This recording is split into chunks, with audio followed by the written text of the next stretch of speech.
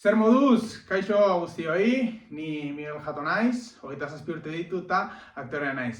Ni, santurtzikoa naiz, baina Madrilen egiten dut bizitza. Ni 8 urteko prestakuntza daukat, bai estatuan bai nazioartean, eta, beti antzerkian eta zineman.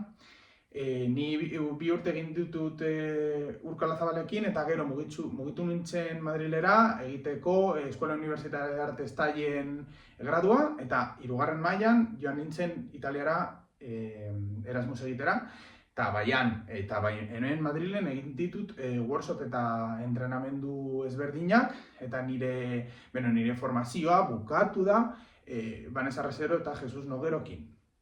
Nire azken lanetan badago film laburra eta film ertaina, da film laburra deitzen dela Goodbye Baghdad, film labur internazionala, eta gero film ertain deitzen dela Waiting for What. Eta antzerkian, hemen Madrilen lan egin dut Lutsanat antzerkian eta Pasillo Berde antzerkian. Gu orain egiten ari gara La Clausura del Amor, eta erreplika antzerkian egingo dugu. Ni oso pertsona kirolaria naiz eta boxeoa asko gustatzen zait. Ere fitnessen munduan banago.